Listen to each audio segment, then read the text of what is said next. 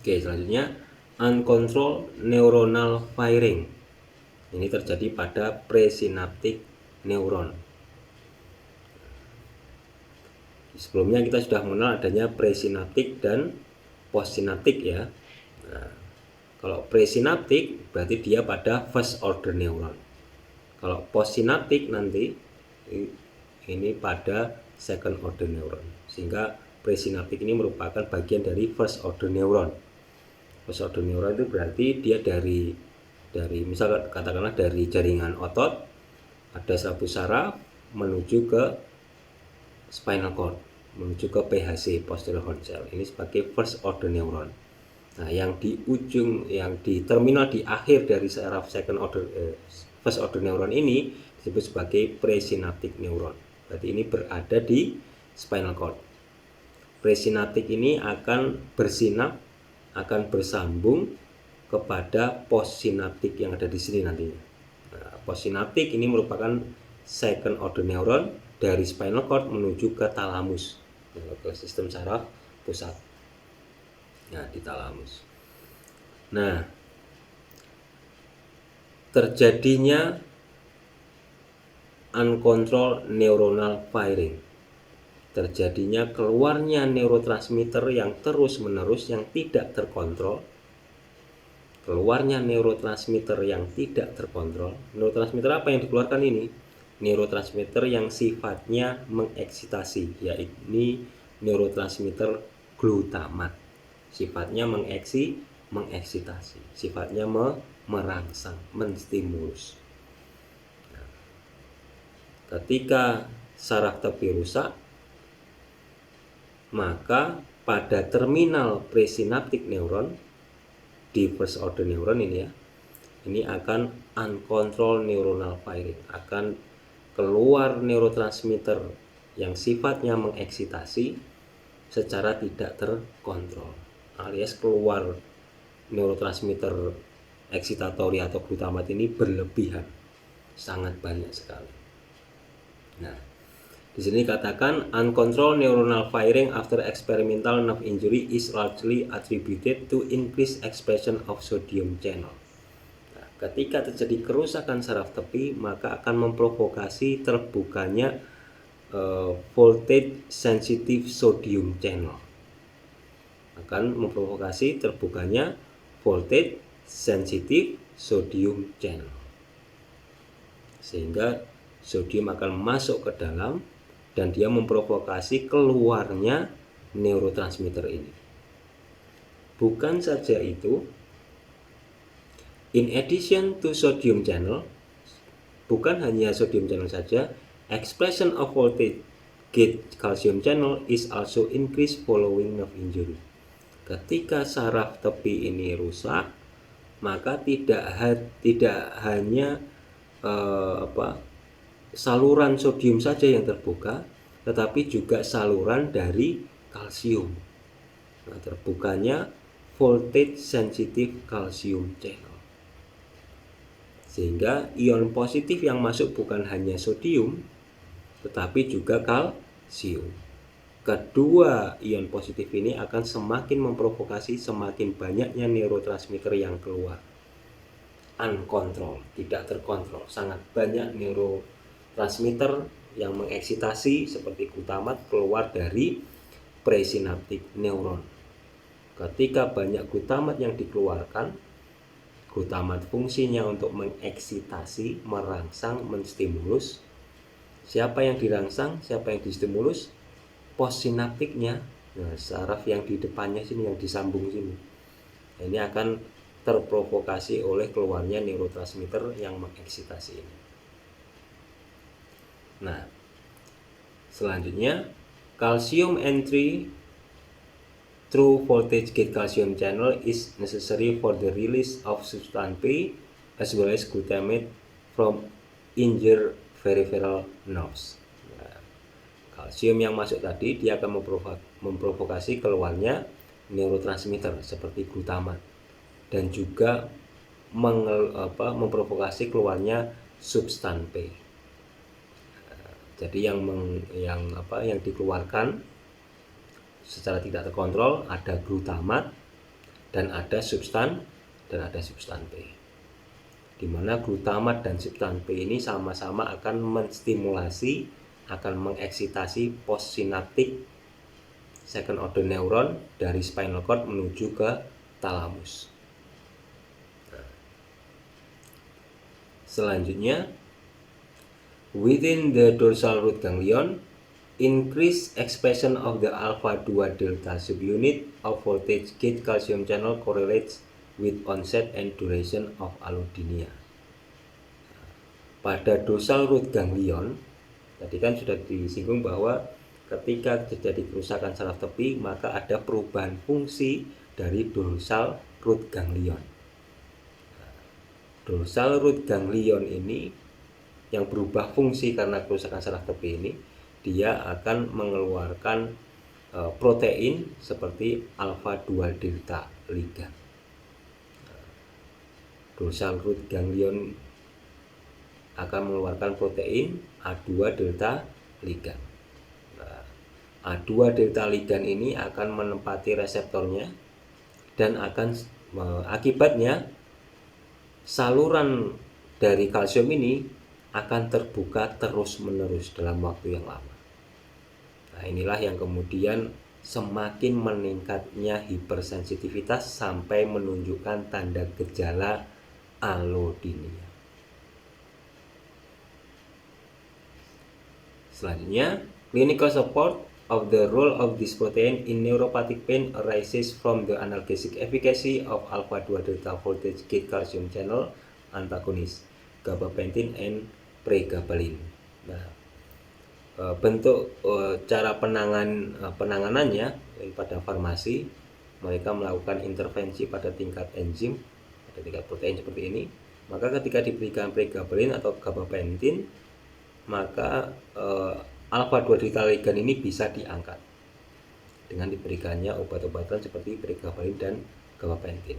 Ketika alpha 2 delta ini bisa diangkat, bisa di-remove, dihilangkan, diangkat ya, maka saluran dari kalsium ini akan tertutup sehingga kalsium tidak lagi bisa masuk ke dalam presynaptic neuron.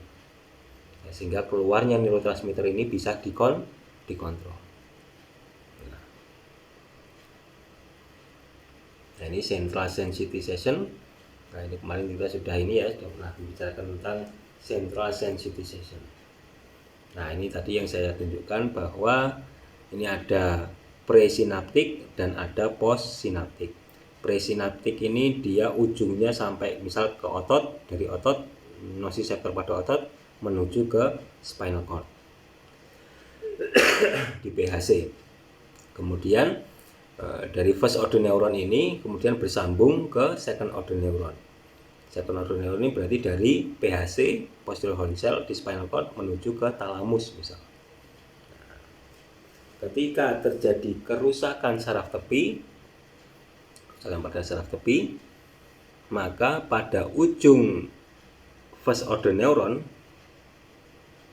di presynaptik sini ini akan banyak sodium yang masuk dan ada juga kalsium yang masuk.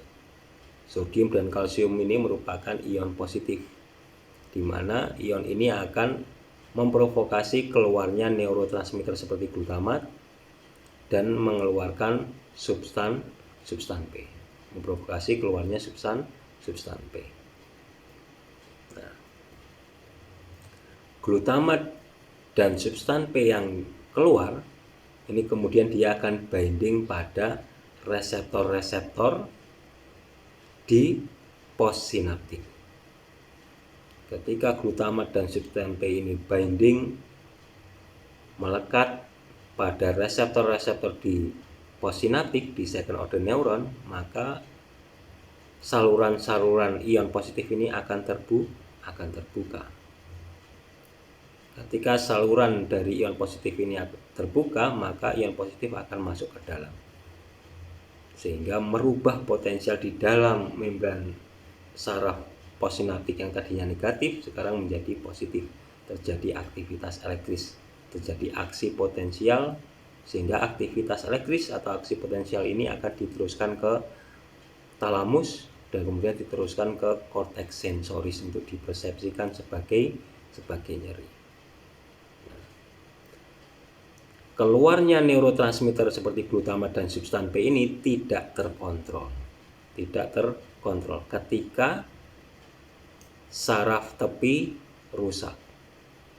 Maka keluarnya glutamat, keluarnya substan P ini tidak terkontrol, sehingga banyak sekali jumlah glutamat dan substan P yang dikeluarkan, sehingga semakin lamalah membukanya saluran-saluran ion positif ini, dan semakin tinggilah aktivitas elektris atau aksi potensial pada second order neuron. Nah, terjadilah sensitisasi pada tingkat sentral. Bukan hanya itu, neurotransmitter ini, glutamat dan substan P ini juga mempengaruhi aktivitas dari glial cell. Nah, glial cell ini pada umumnya berada di sekitar sinap-sinap pada spinal cord. Jadi di samping-samping persambungan saraf ini ada glial cell. Nah, keluarnya neurotransmitter yang tidak terkontrol ini mempengaruhi glial cell, sehingga glial cell ini akan mengeluarkan zat-zat inflamasi dan zat-zat nyeri seperti ATP, nitric oxide, brain derived neurotrophic factor, TNF alpha, interleukin. Nah, ini akan dikeluarkan oleh glial cell. Dan zat-zat nyeri, zat-zat radang ini akan juga semakin memprovokasi reseptor pada postsinaptik sini. Nah, sehingga nyerinya berkali-kali lipat. Disebut sebagai central sensitization.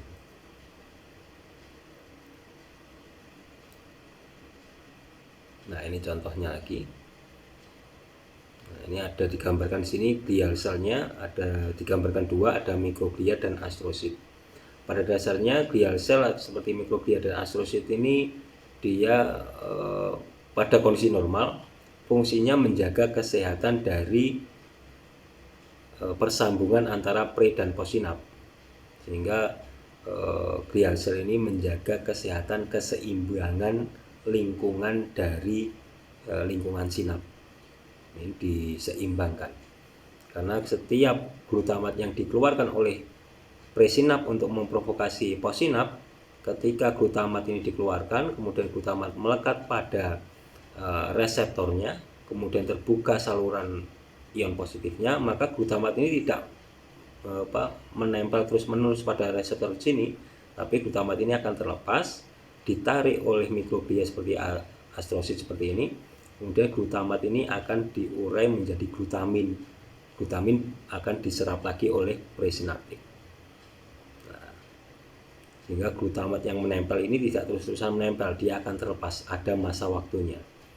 Nah, ketika terlepas, glutamat terlepas dari reseptor setelah dia membuka tadi. Ketika glutamat terlepas, glutamat ini tidak serta-merta dapat ditarik lagi, bisa direuptake lagi oleh presinaptik, tapi glutamat ini harus diuraikan menjadi glutamin. Siapa yang menguraikan? Ya ini, mikroglial seperti ini. Nah, glial cell seperti ini, seperti astrosit. Nah, glutamat masuk ke astrosit, glutamat dipecah menjadi glutamin. Nah, glutamin ini baru bisa diserap oleh presinaptik sebagai cadangan glutamat di presinaptik, karena tadi dikeluarkan. Sehingga pada dasarnya glial cell seperti astrosit dan mikroglia ini fungsinya untuk menjaga keseimbangan dari sinaptik.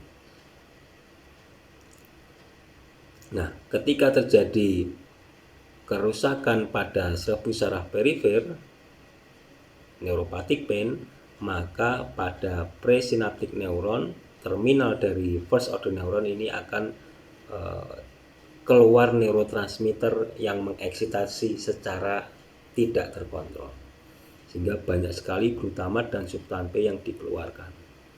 Glutamat dan substan P yang dikeluarkan ini tidak hanya memprovokasi terbukanya saluran ion positif pada postsinaptik, tapi juga memprovokasi glial cell di sini, baik mikroglia ataukah astrosit.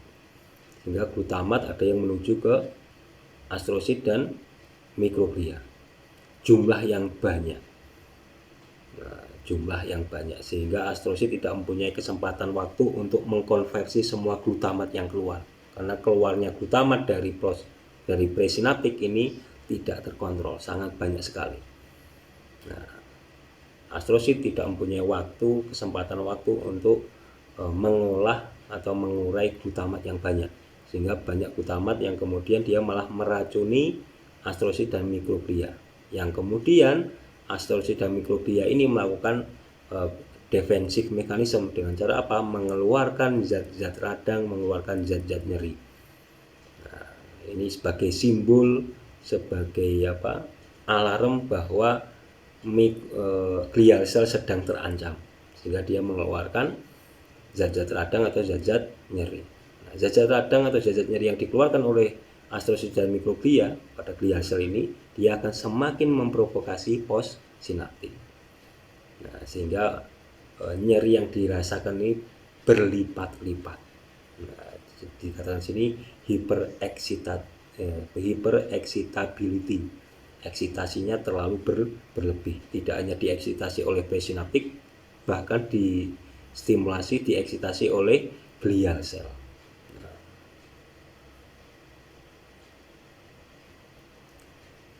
Selanjutnya, descending control of pain. Once the nociceptive information arrives to the higher level centers, it is integrated in order to elicit a complex physiological response in front of the noxious stimuli. Ketika nociceptive informasi nyeri ini menuju ke level yang lebih tinggi, menuju ke batang otak, maka banyak sekali respon-respon yang terjadi pada tingkat atas, pada tingkat batang otak ke atasnya, banyak sekali responnya dari input informasi nyeri. Jadi katakan modulated in order to reduce the intensity of the painful sensation. Salah satunya respon fisiologis akibat masuknya input nyeri ini adalah melakukan modulasi. Ini salah satu respon ketika ada input nyeri masuk. Responnya adalah melakukan modulasi. Jadi menurunkan intensitas persepsi nyeri. Dikatakan lagi, the main mechanism for pain modulation come from the descending pathway. Terjadinya modulasi ini akibat respon dari masuknya input nyeri ini sering disebut sebagai descending pathway. Ini melewati descending pathway. Ada jalur yang turun ke bawah untuk melakukan blocking nyeri. One of the most important region is the PAG in the midbrain. PAG ini adalah periaqueductal gray matter. Dia berada pada tingkat midbrain di batang otak. Jadi batang otak ini terdiri dari 3 struktur. Struktur paling atas adalah midbrain, di bawah midbrain ada pons, di bawah pons ada medulla oblongata. Periaqueductal gray matter ini berada di midbrain, berarti batang otak yang paling atas. But there are other regions in the brainstem also involved in the process. Bukan hanya batang otak, bukan hanya midbrain saja, atau bukan hanya periaqueductal gray matter pada midbrain saja yang bisa melakukan modulasi, tapi juga ada pada tempat-tempat lain di brainstem. Contohnya di pons, ya ini pada locus coeruleus, dan pada medulla oblongata di rostal ventral dari medulla. Jadi pada batang otak ini ada 3 tempat yang mampu mengeluarkan zat anti nyeri atau zat untuk memodulasi nyeri.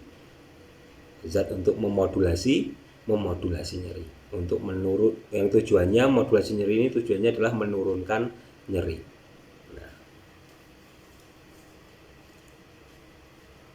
Selanjutnya, these centers use noradrenaline, serotonin, dopamine, histamine, and acetylcholine to exert both excitatory and inhibitory effect on different sets of neuron in the dorsal horn. Nah, pada tingkat-tingkat brainstem tadi, pada tingkat midbrain, pada tingkat pons, pada tingkat medula oblongata, pada tingkat brainstem tadi ya, struktur brainstem tadi, dia akan mengeluarkan neurotransmitter seperti noradrenalin, serotonin, dopamin, histamin, asetilkolin, di mana neurotransmitter yang dikeluarkan ini dia sifatnya memodulasi. Nah, sifat modulasi ini artinya neurotransmitter ini mampu mengeksitasi sekaligus mampu menginhibisi. Jadi kalau saya cerita sedikit bahwa neurotransmitter ini memiliki 3 fungsi. Ada neurotransmitter yang fungsinya untuk mengeksitasi, merangsang, menstimulus. Ada neurotransmitter yang fungsinya menghambat, menginhibisi. Dan yang ketiga, ada neurotransmitter yang fungsinya sebagai modulasi. Neurotransmitter yang yang fungsinya sebagai modulasi, ini neurotransmitter ini bisa melakukan fungsinya sebagai eksitasi, merangsang, dan bisa juga melakukan fungsinya sebagai inhibisi. Sehingga neurotransmitter modulatori ini dia mempunyai 2 fungsi, bisa eksitasi dan bisa inhibisi. Karena untuk memodulasi ini perlu kedua fungsi tersebut. Nah, selanjutnya dikatakan lagi, they can act on synaptic terminal of nociceptive afferent interneuron, excitatory and inhibitory, synaptic terminal of other descending pathway and projection neuron. These contacts do not only act inhibiting the transmission of nociceptive information, but also modulating it, as well as controlling the balance between excitation and inhibition in the spinal cord. Nah, sehingga neurotransmitter yang fungsinya untuk memodulasi yang keluar dari tingkat batang otak, ya ini di midbrain, kemudian pada pons dan juga pada medula oblongata, keluarlah neurotransmitter yang fungsinya untuk memodulasi. Neurotransmitter yang bisa memodulasi ini dia mempunyai 2 peranan, bisa mengeksitasi dan bisa menginhibisi. Jadi dia menciptakan keseimbangan seperti itu. Sehingga nyeri yang dirasakan ini bisa dimodulasi, bisa diturunkan persepsi nyerinya yang sampai pada korteks sensoris. Nah, ini contoh gambarnya. Nah, di sini digambarkan ascendingnya. Jadi dari saraf A, delta dan C ini saraf nyeri, dia akan menuju ke talamus, kemudian menuju ke korteks sensoris yang disebut sebagai spinotalamik. Nah, ada juga yang menuju ke retikular. Nah, ini menuju ke retikular, berarti spinoretikular. Nah, kemudian descending pathway-nya pada brainstem, pada batang otak, yang dimana pada batang otak terdapat tempat-tempat keluarnya zat anti nyeri atau zat yang mampu memodulasi nyeri. Ini contohnya di PAG, periaqueductal gray matter. Ini ada keluar seperti endorfin tubuh, dia bisa untuk menginhibisi nyeri. Kemudian ada juga pada A7 nukleus, ini keluar excitatory nyeri. Jadi ada inhibisi dan excitatory. Nah, sebagaimana tadi bahwa ini adalah neuromodulatori. Jadi mempunyai sifat mengeksitasi dan menginhibisi. Nah, ini untuk menciptakan keseimbangan sehingga nyeri yang dirasakan ini berkurang. Sehingga nyerinya tidak hilang sama sekali, tapi nyerinya masih ada, tapi bisa diturunkan kualitasnya. Ada inhibisi dan ada eksitasi. Inhibisi dan eksitasi ini bekerja secara mempunyai tujuan sama, yaitu untuk mengadaptasi nyeri atau untuk menurunkan persepsi nyeri yang dibawa oleh A delta dan C menuju ke korteks sensoris.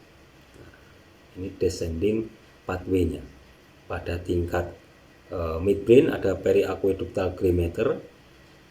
Nah, kemudian pada tingkat pons nanti ada locus coeruleus, dan pada tingkat medulla oblongata ada rostroventral medial medulla.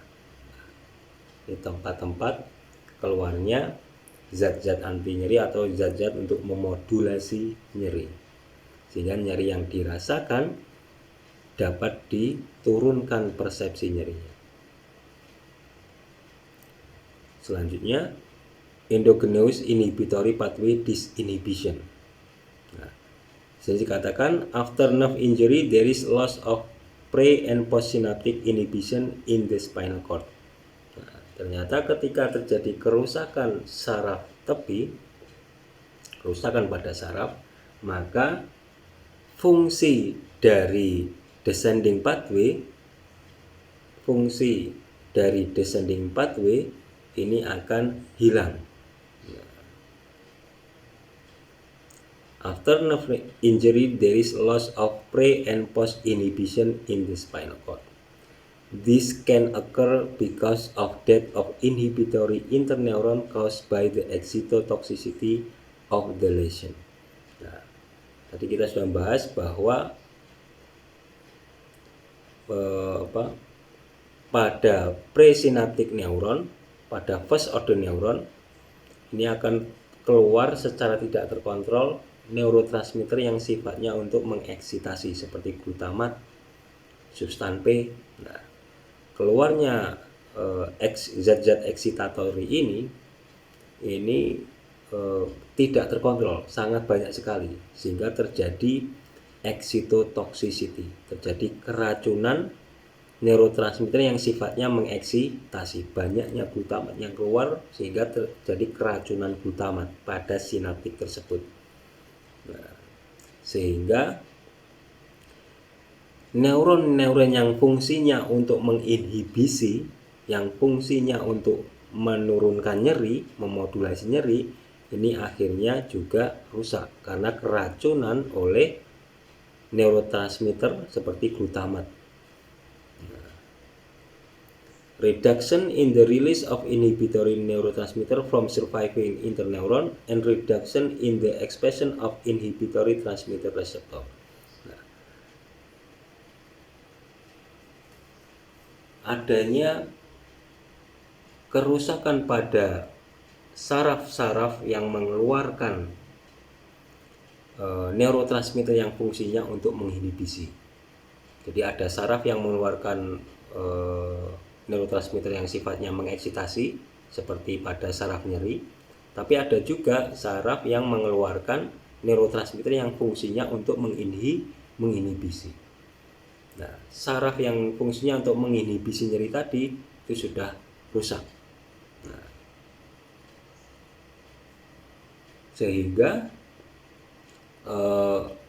neurotransmitter yang dikeluarkan karena sarafnya rusak, maka neurotransmitter yang fungsinya untuk menginhibisi ini yang dikeluarkan juga akan sedikit bahkan tidak ada, sehingga dikatakan GABA receptor no longer lead to hyperpolarization, instead depolarization is induced, provoking excitation and spontaneous activity, loss of GABAergic interneuron by apoptosis comprising the dorsal inhibition. Nah, sehingga karena saraf yang menginhibisi nyeri ini juga ikut rusak, maka GABA yang dikeluarkan atau neurotransmitter yang sifatnya untuk menginhibisi juga rusak, bahkan reseptor GABA-nya juga rusak. Nah, sehingga tidak ada dari tubuh untuk melakukan self defense, tidak ada dari tubuh untuk melakukan inhibisi nyeri, untuk mengadaptasi nyeri sudah tidak ada, sehingga dikatakan disinhibition.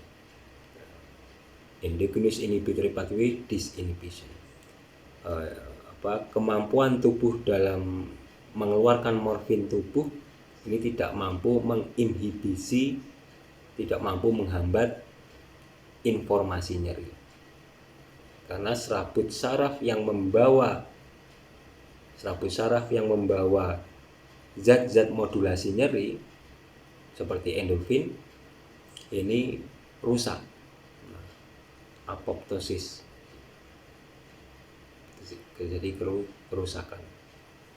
Sehingga ketika serabut saraf yang membawa zat anti nyeri ini rusak, maka tidak ada neurotransmitter yang fungsinya menghambat nyeri yang dikeluarkan. Tidak ada neurotransmitter GABA yang dikeluarkan. Nah, sehingga intensitas nyeri ini akan selalu ada, provokasi nyeri akan selalu ada, tidak bisa dihambat.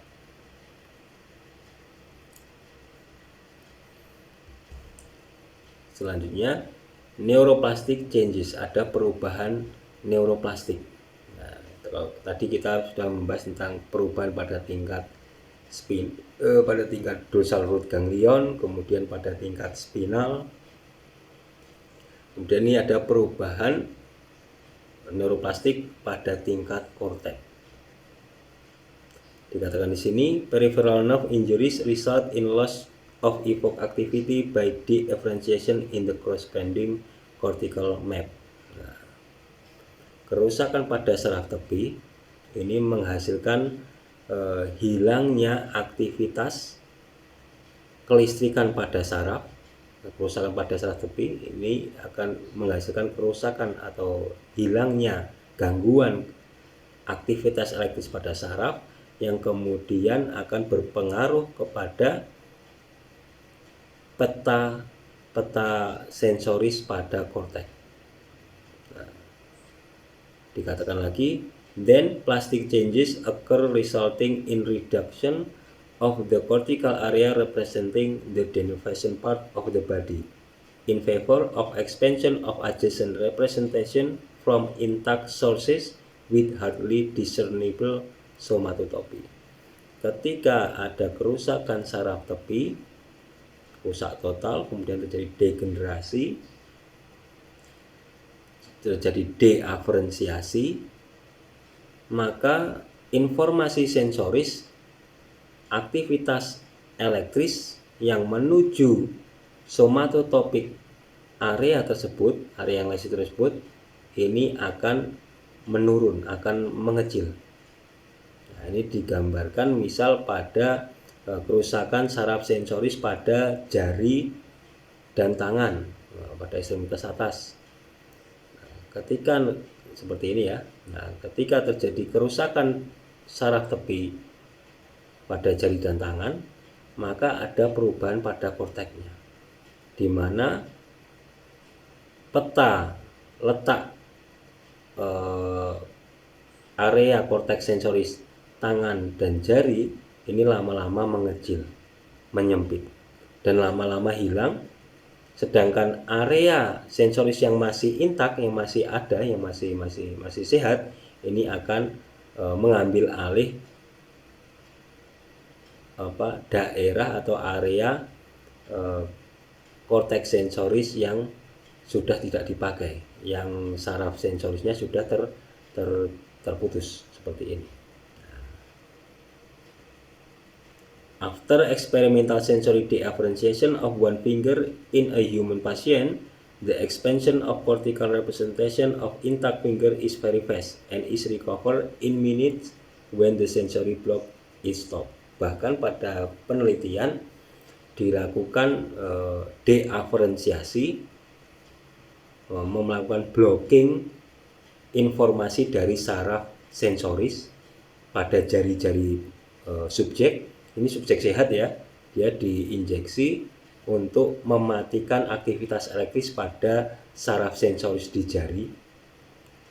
Hanya beberapa saat saja area di korteksnya sudah mulai restriksi, sudah mulai mengecil. Area jarinya sudah mulai mengecil. Nah, ketika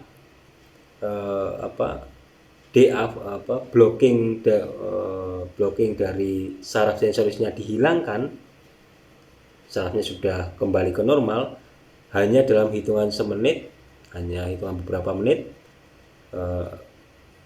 area somatotopik dari jari di korteks ini kembali lagi. Ini sangat cepat sekali. Begitu diblokir informasi sensorisnya, aktivitas elektris pada saraf sensorisnya, maka pada saat itu juga hanya butuh waktu beberapa menit saja, area jari di korteks ini mengecil.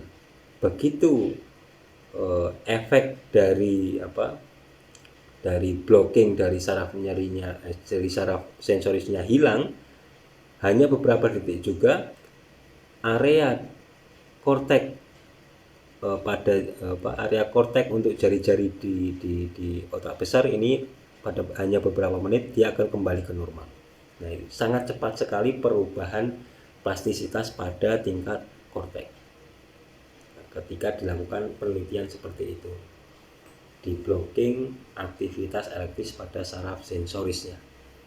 Ketika di blocking aktivitas saraf sensorisnya, maka seketika itu hanya beberapa menit area yang menginervasi area korteks yang menginervasi saraf tersebut akan mengecil, menyempit.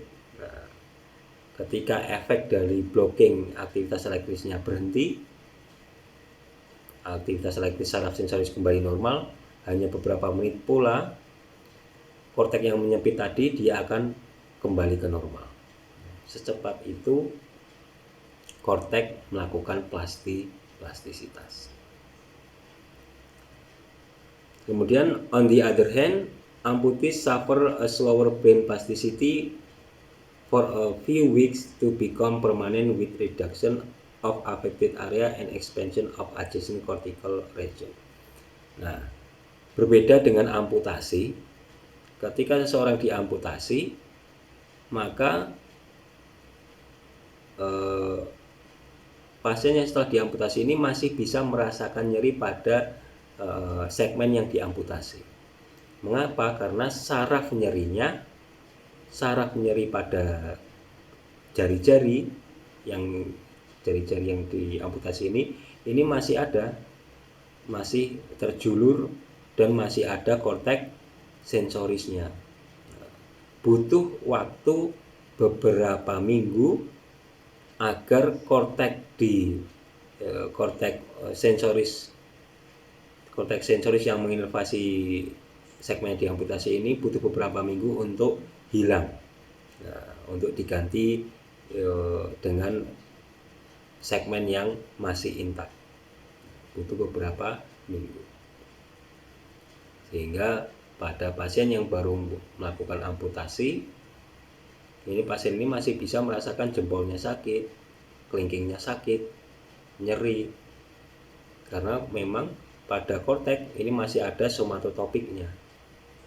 Tapi ketika setelah beberapa minggu, somatotopik pada jari dan pada lengan atas, pada tangan ini akan hilang, diganti dengan segmen-segmen yang masih intak. Ini digambarkan korteks sensoris pada wajah ini, kemudian dia plastisitas melebar. Sedangkan korteks untuk jari-jari dan tangan ini sudah tidak ada.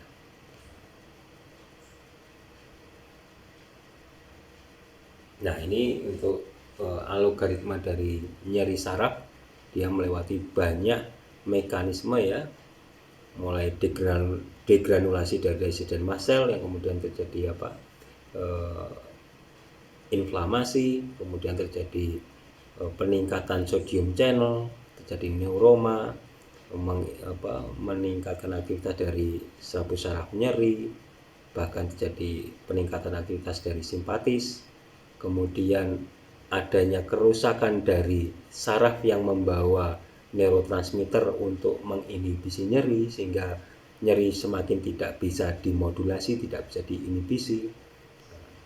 Semuanya ini terjadi, skema ini terjadi diakibatkan oleh kerusakan pada sarafnya, yang kemudian menampilkan tanda gejala neuropatik, nyeri neuropatik.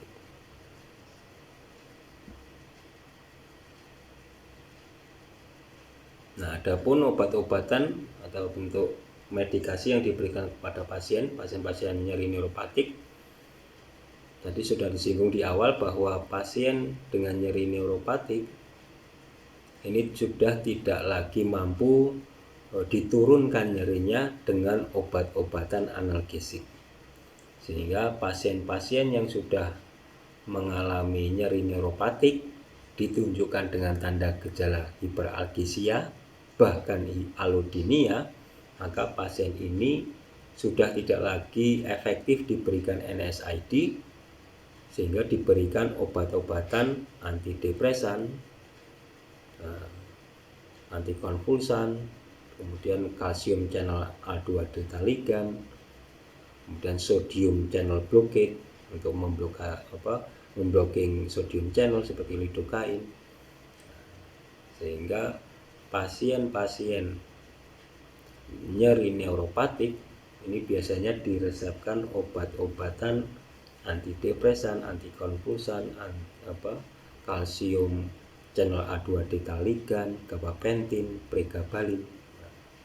Sehingga nanti ketika ada pasien-pasien dengan keluhan nyeri, kemudian dia memiliki resep obat-obatan antidepresan atau pregabalin atau gabapentin, maka pasien ini sudah mengalami kerusakan pada sarafnya, sudah terjadi nyeri neuropatik, sehingga obat-obatan NSAID, aspirin, acetaminophen itu sudah tidak efektif lagi. Nah, tentu saja pasti untuk pendekatan fisioterapinya pasti akan berbeda antara pasien yang nyeri nociceptif dan nyeri neuropatik. Pasien yang sudah terjadi hipersensitasi dengan pasien yang belum terjadi hipersensitisasi pasti pendekatannya akan berbeda. Oke, baik. Saya kira materi kita sampai di sini dulu. Saya akhiri. Wassalamualaikum warahmatullahi wabarakatuh.